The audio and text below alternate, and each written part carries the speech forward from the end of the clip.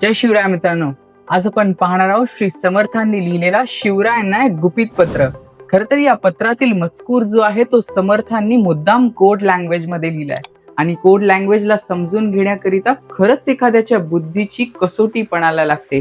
आणि या code language मध्ये लिहिणाऱ्या श्री समर्थांची आणि शिवरायांची बुद्धिमत्ता केवढी असेल हे आपल्याला या व्हिडिओ मधून समजेल. तर हा पत्र समजून घेण्याआधी हा प्रश्न उद्भवणं साहजिकच आहे की समर्थांनी हा पत्र मुद्दाम कोड लँग्वेज मध्ये का बरं लिहिला. तर याची दोन कारणं आहेत. कारण पहिलं, अखंड सावधान असावे.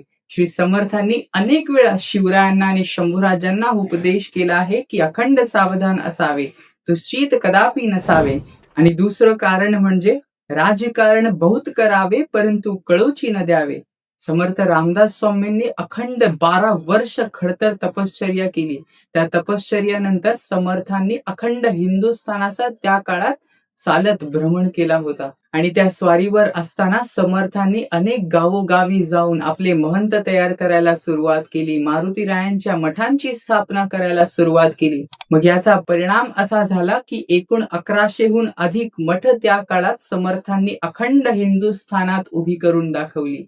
आणि इथे येतो तो महत्वाचा दुसरा कारण की समर्थांना किंवा शिवरायांना हे त्या काळात असणाऱ्या सुलतानी सत्तेला अजिबात कळू द्यायचं नव्हतं की समर्थांचा आणि शिवरायांचा घट्ट संबंध आहे म्हणून. कारण तसं जर झालं असतं तर मग बादशहाने हुकूमच काढला असता की समर्थांचे गावोगावी जी मठ उभी केली आहेत त्यांचा विध्वंस करणे. म्हणून ही गुप्तता बाळगणं भागच पडलं. तर आता आपण वळूयात त्या ऐतिहासिक पत्राकडे. तर 1659 साली प्रसंग असा होता की विजापुरात आदिलशहाचा दरबार भरला होता आणि आदिलशहा अतिशय चिडला होता. त्याहून अधिक चिडली होती ती त्याची आई अर्थातच बडी बेगम साहेब. आणि त्यांच्या चिडण्यामागचं कारण काय? कारण रोज त्यांच्या दरबारात शिवाजी महाराजांच्या पराक्रमाची वार्ता येऊन धडकत होती. शिवाजीने आज हा मुलूक काबीज केला, शिवाजीने आज पुरंदर जिंकला, कोंढाणा जिंकला, जावळी जिंकली, सावंतवाडी, रत्नागिरी, कल्याण, भिवंडी अशा अनेक अनेक वार्ता येऊन त्यांच्या दरबारात धडकत होत्या. आणि ही बातमी काही आदिलशहा किंवा त्याच्या आईला कोणालाच सहन होत नव्हती. आणि मग दरबारात प्रश्न उभा राहिला, कोण गिरफ्तार करणार या बंडखोर शिवाजीला.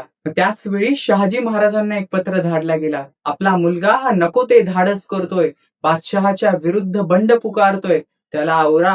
मग शहाजी महाराजांचा पत्र आदिलशहाला आला की मुलगा माझा ऐकत नाही, आपल्याला हवं ते आपण करावं. हे ऐकून बादशाह आणखीनच संतापला. मग त्याने हा प्रश्न दरबारात उभा केला की कोण गिरफ्तार करून आणणार शिवाजीला. दरबार मात्र अतिशय खिन्न पडला होता. कोणाचंच धाडस होईना की आपण मान वर करून सांगावं की मी आणतो शिवाजीला. आणि म्हणून कोणीही मान वर करून बोलत नव्हतं. मग शांततेच्या या अनेक मिनिटांनंतर मागून कोणीतरी उठतंय याची हालचाल जाणवली. एक बलदंड आणि धिप्पाड देहाचा यवन उभा राहत होता आणि तो पुढे येत होता. अवघ्या दरबाराला जाणीव झाली की कोण पुढे येतोय.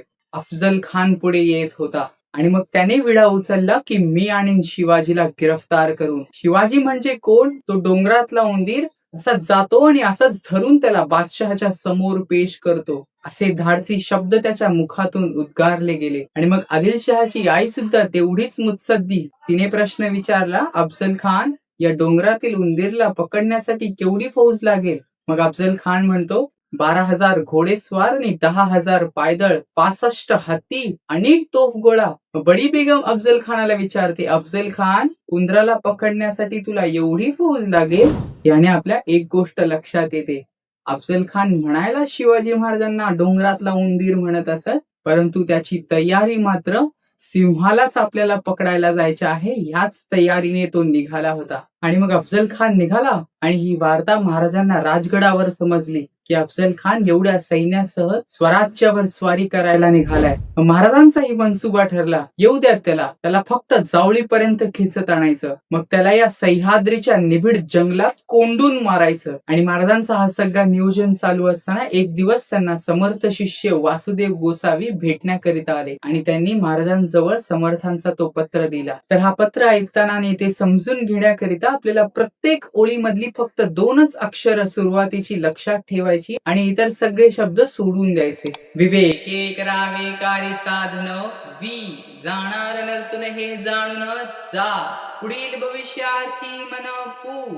रहाटोची ने र विजापूर चालुने सन्मार्गी सा सत्यता बाणली अंगी सा रघुवीर कृपासे प्रसंगी र दास महात्म्या वाढवी दा रजनीनाथ आणि दिनकर र विजापूरचा सरदार नित्य करिता संचार नी घालिता ती येर झार घा लावली भ्रमण जगदीशे ला आदिमाया मूळ भवानी आ हे सकळ ब्रह्मांडाची स्वामिनी हे विजापूरचा सरदार निघाला आहे मग एकांती विवंचना करोनी इष्ट योजना करावी.